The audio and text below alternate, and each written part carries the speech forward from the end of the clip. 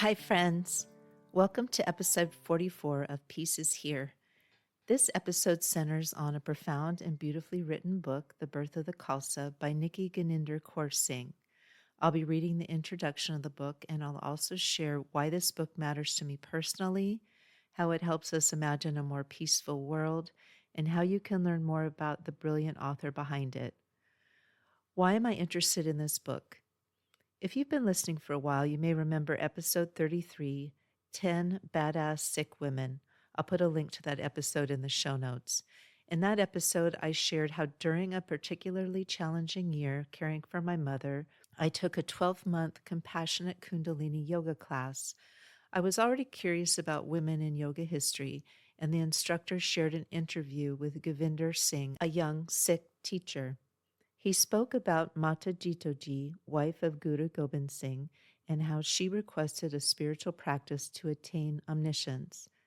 The titles she was given in Sikh texts were, in Govinder's words, ridiculous, though he quickly clarified that he meant shockingly magnificent, not dismissive. Still, I couldn't help but wonder, how might Mata Jitoji herself have responded to the word ridiculous? I believe The Birth of the Khalsa addresses this kind of male framing and lovingly reframes it. Why is this book needed to help us move toward peace? Peace requires more than ceasefires and treaties. It requires a transformation of how we see power, how we speak of the sacred, and who we believe embodies wisdom. Nikky-Guninder Kaur Singh's book reclaims the spiritual and symbolic power of the feminine in Sikh tradition. It unearths the maternal, nurturing, and liberating roots of the Khalsa, roots that, if better understood, could help dismantle patriarchal systems far beyond religion. When we reimagine the divine as loving, inclusive, and embodied in all genders, we move closer to a peace that is not enforced, but grown. Who is Nikky-Guninder Kaur Singh? Nikky-Guninder Kaur Singh is a leading scholar of Sikhism and professor of religion at Colby College in Maine. Her work has been instrumental in exploring the intersection of gender, spirituality, and poetic imagination within Sikh traditions.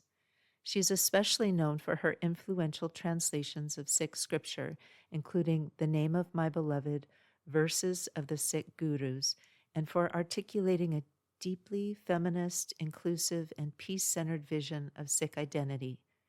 In The Birth of the Khalsa, Singh reinterprets the founding of the Khalsa through a feminist lens, illuminating the maternal, nurturing, and transformational aspects of Sikh theology that are often overlooked. Her writing invites us to ask, what happens when we remember the divine not as dominator, but as mother? Her writing isn't just academic, it's restorative. A glimpse into the text. Here's a passage that stopped me in my tracks. When fathers stop acting out their male roles and become like mothers, they are liberated from their prison of gender. In turn, they do not exert power over us, but rather they empower us with their tears, love, and nurture. For too long, we've remembered Guru Gobind Singh in some tough guise and missed out on the maternal love and empowerment that are the matrix of the Khalsa institution. Sikhs will recover their true pride and authenticity not in tough and macho acts and words, but in the rejected and repressed female side of the body and the words of the Guru. She closes this section with an image drawn from Rabindranath Tagore, writing that male and female, death and birth, creativity and procreativity are not contradictions. They are the right and left breasts of the mother. Does that sound like peace to you? It does to me. How to learn more about Nikky-Guninder Kaur Singh? If you want to dive deeper into Nikki's work, here are some great places to start, and links to these are in the show notes. Her book, The Birth of the Khalsa, A Feminist Rememory of Sikh Identity. Her translation, The Name of My Beloved, Verses of the Sikh Gurus. The Sikh Archive podcast, The Feminine Sikh Principle with Nikky-Guninder Kaur Singh, and an academic panel on YouTube, Sikh Feminism, What Do We Know, with Nikky-Guninder Kaur Singh. She also speaks about poetic imagination, gender equality, and interfaith peace work with such clarity, it's no surprise her words resonate across spiritual traditions. Why I'm reading the introduction.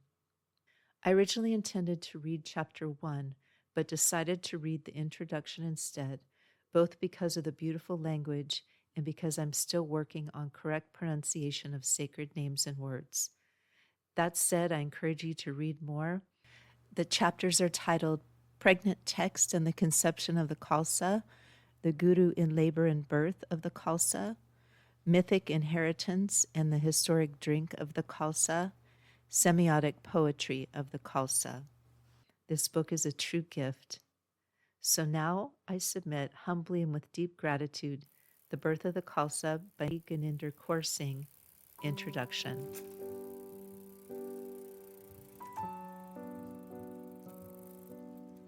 For there is no identity without memory, be it of a person, couple, family, neighborhood, community, tribe, people, nation, globe. Catherine Simpson, The Future of Memory.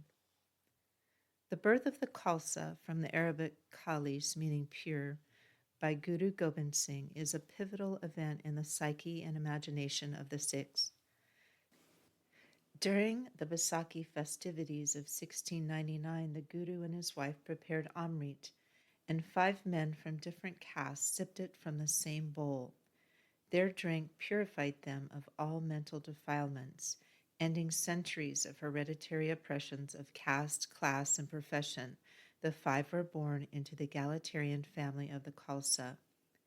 Over time, Khalsa and Sikh have become synonymous terms, and even though only a minority of Sikhs are formally initiated into the Khalsa order, all Sikh men and women trace their personality, name, religious rites, and prayers, what they do, what they wear, how they identify themselves, to this liberating Baisakhi of 1699.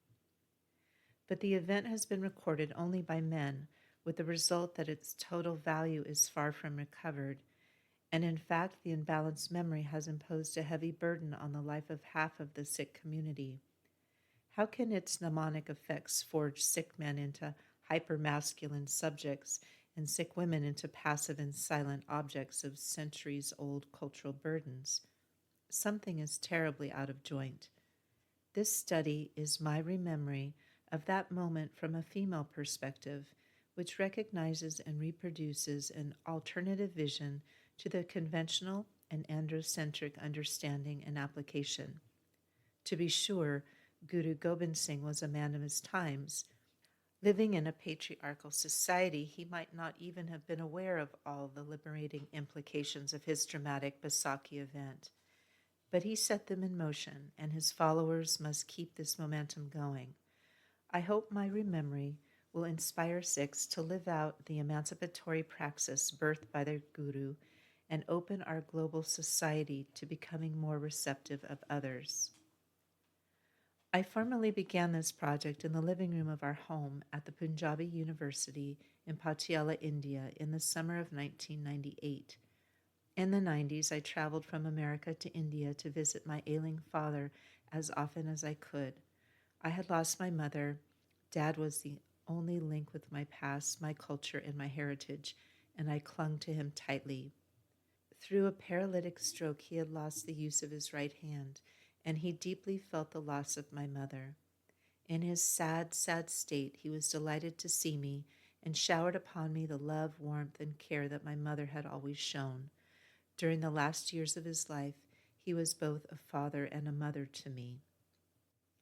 Actually, even as a child, I remember him being very sensitive and full of love.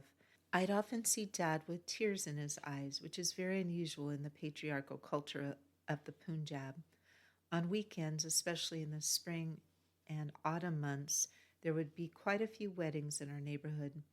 When the time came for the daughter to leave her parents' home, the air would be sonorous with doleful songs. Whatever corner of the house I'd be playing in, Dad would pick me up in his arms and cry out, "I am not going to marry off my daughter."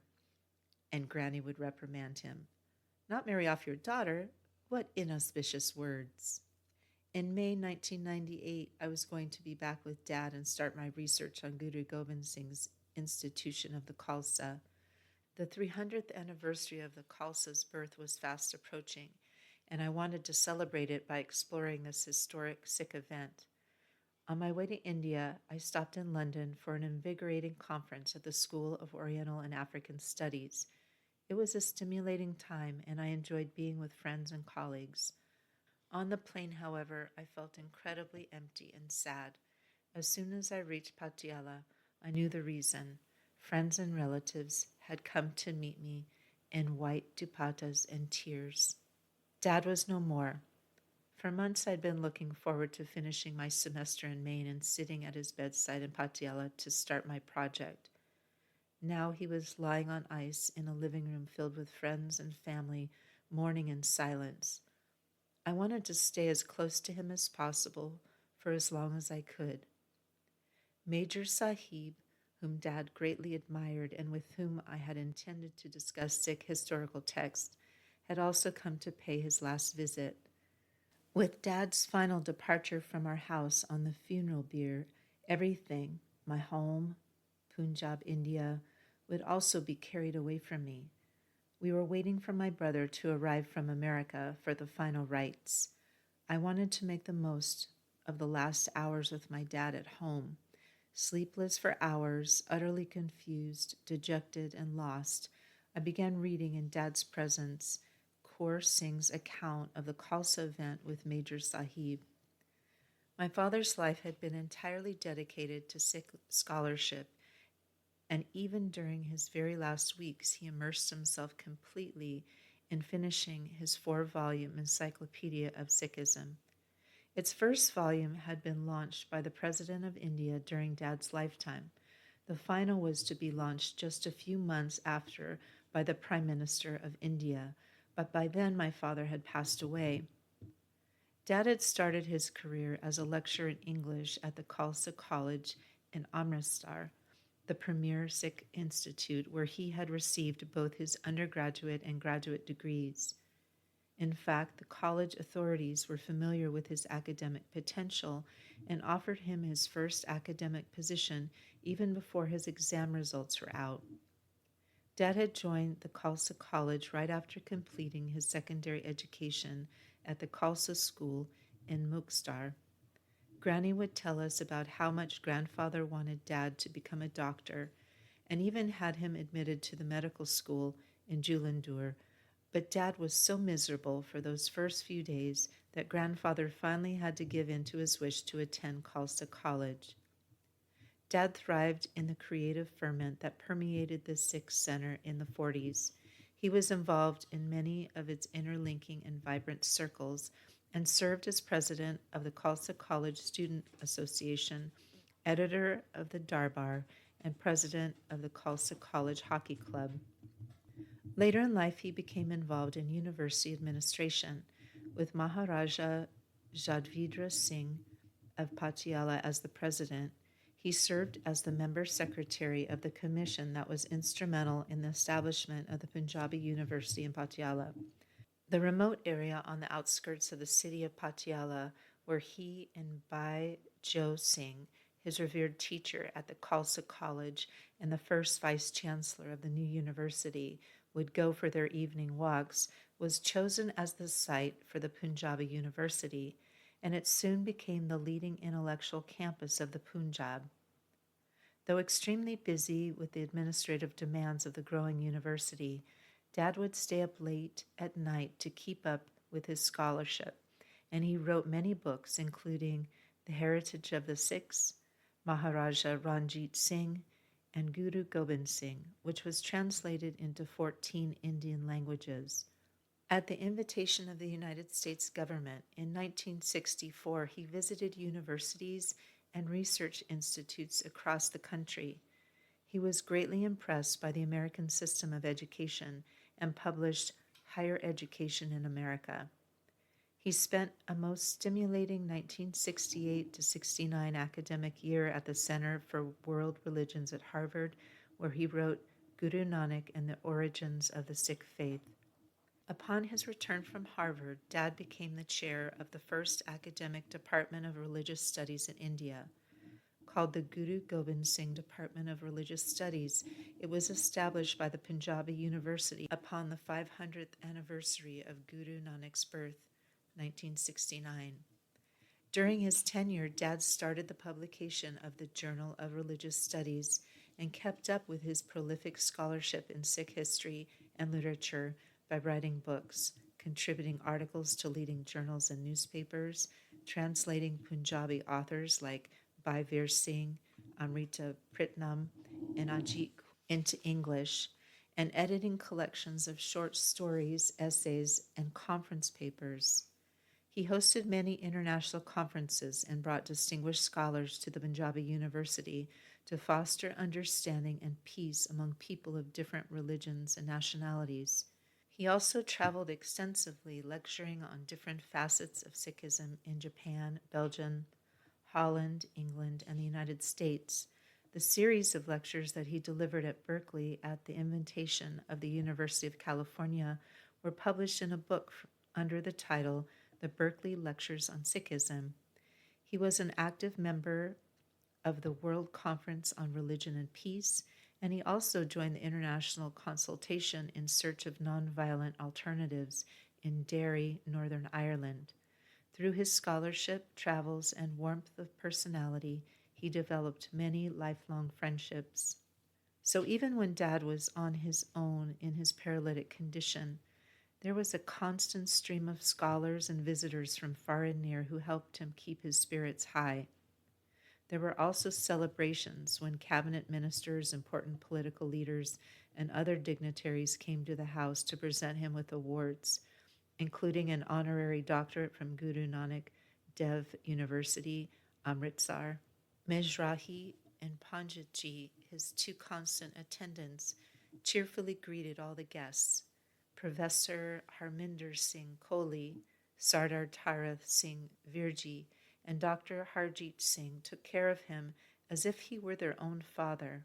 I will always cherish the love and affection that our community and Sikh scholars have given my father. The whole community bade him a deeply touching farewell, for which again I will always be indebted.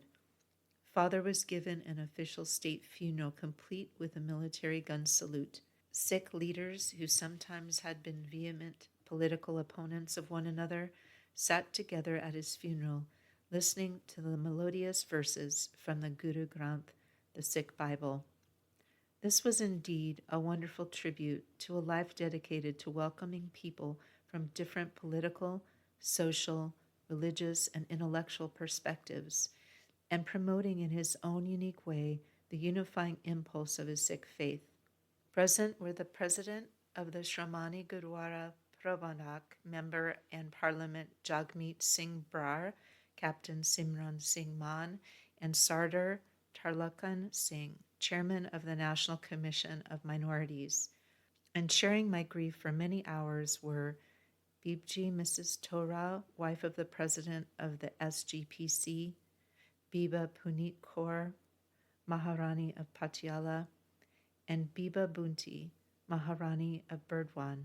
The Punjabi University honored posthumously by prefixing his name, Professor Harbans Singh, to the Department of the Encyclopedia of Sikhism, to which he had totally dedicated himself during the last decades of his life, and he was invested with the Order of the Khalsa during the Khalsa tercentenary celebrations in 1999. Beginning my work on the birth of the Khalsa in that tragic hour of his death was my way of saying goodbye to my beloved dad, and this book is really a tribute to him. A few days after the cremation, my brother and I visited Anandpur Sahib. We had gone to nearby Kharagpur Sahib to immerse in the river Sutlej the last remnants of my father, including the tiny kirpan and kara that withstood the crematory flames. Dad's death brought us to the spot where the 10th Sikh Guru had given birth to the Khalsa almost 300 years before. It was at Gurdwara, Sikh place of worship, from Guru equals enlightener and Dwara equals door, Kesgarth, that Guru Gobind Singh enjoined his Sikhs to keep the 5 Ks, Kesha, long hair, Kanga, comb, Kara, steel bracelet, kirpan, sword, and kacha, drawers, as symbols of their physical identity. Henceforth, they were not to cut their hair, and so the shrine of Kesgarth derives its name from the word kesha, meaning uncut hair. The memory of that historic event had something magical about it at that particular place and time, because I felt pain and estrangement literally sliding away from me. Instead, a new comfort and life arose. For the first time in days, my numb body responded to the environment around me. Here I was at the beautiful white shrine, which I had visited many times before. My personal memories of coming here after the sudden death of my mother, after the birth of my daughter, with my husband, with friends, flashed and fused with communal memories. This was the place where something momentous had begun for us 300 years ago. My brother and I were standing in Anandpur, the city of bliss, Anand. This was indeed our birthplace. The white marble dome and pillars of Gurdwara Keshgarth serenely embraced the clear blue skies, while the skies in turn outlined the Shivalik ranges, forming a diaphanous halo. In the midst of this panoramic scene, Guru Gobind Singh, on Baisakhi Day, 1699, birthed his Khalsa. He performed a dramatic act in front of a large congregation.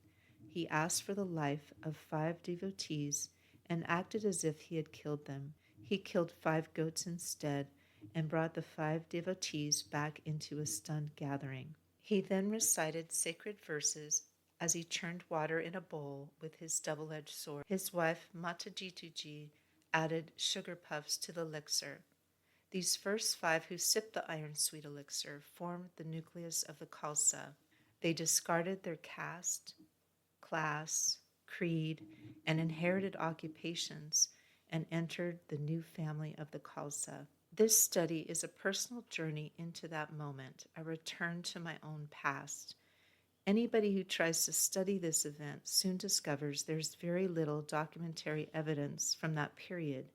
The accounts from Sanapat's Sri Gursoba, Kaur Singh's Gurbilas Patshahi 10, and Sukha Singh's Gurbilas Patshahi 10 that I will be using came from the 18th and early 19th centuries. They belong to the genre of Gurbilas literature, Guru plus Bilas equals splendor of the Guru, a type of narrative poetry exalting the heroism of the Gurus in their fight for justice and equality. The authors are geared more toward expressing the sentiments and convictions of their contemporaries than providing us with historically accurate details. Yet these poetic narratives by Sanapat, Kaur Singh, and Sukha Singh do provide a framework to approach the pivotal event that I learned as a child. They have enabled me to explore the event from my personal, cultural, and historical grounding so as to understand the effect it continues to have on the Sikh community. I was born in a Sikh household in the Punjab, and my first lessons in Sikh history were, of course, through my family and my community. Even then, I could see the effect of the event for people, how it has continued to shape their psyches and their actions. This study is not a search for the historical facts of that day. It does not simulate an objectivity. I do not claim to be an epical in my scope, for I do not intend to verify empirical evidence or rectify any historical details. I do not judge who is right or wrong in their documentation, nor do I wish to assess the accuracy and authority of contemporary scholars. I'm concerned with the responses, beliefs, and attitudes of the people to the basic event, which is deeply etched in Sikh minds and hearts. My fundamental question is, how might we think about it so that it can be even more effective in a positive way for Sikh men and women? As the leading Sikh historian, W.H. MacLeod, perceptively says, it matters little whether 5 volunteers were actually summoned or whether 5 goats were actually slain.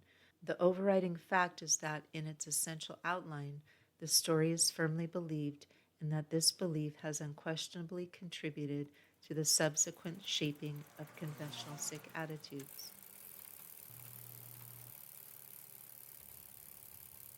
Thank you, my friends. Wasn't that beautiful, the story of Nikky-Guninder Kaur Singh's father? I've decided to cut our losses here. I did record the entire introduction over 6 months ago, and as you could tell from what recording I've included, it's been challenging.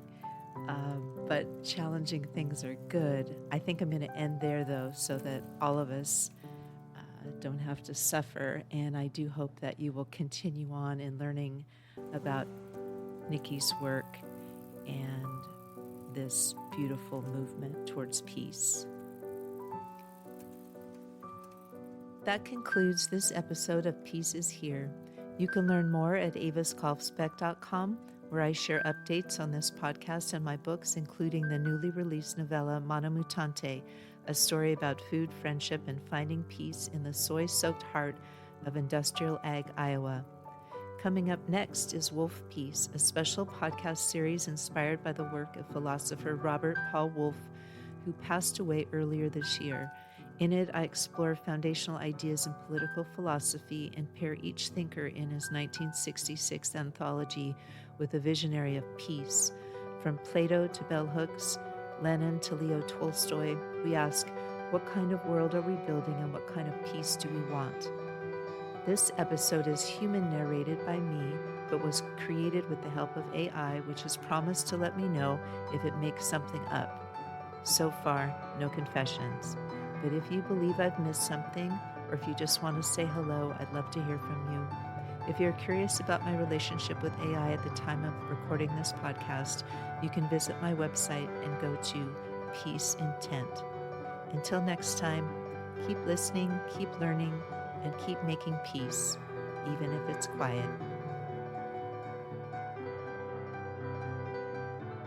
Thank you for joining me for the Peace is Here podcast. Until next time, sit with yourself in silence every day. That's self with a capital S. We are all scholars of peace. Peace and love to you all. Podcast music is Dalai Lama Riding a Bike by Javier Peque Rodriguez. A link to his music on Spotify and Bandcamp is in the show notes. If you enjoyed this podcast, it really helps me if you subscribe on Apple Podcasts or wherever you listen to your podcasts. I'm Avis Kalfsbeek, and I write the Pedro the Water Dog Saves the Planet book series, which are a series of environmental adventure novellas. Thank you again. Listen for the peace.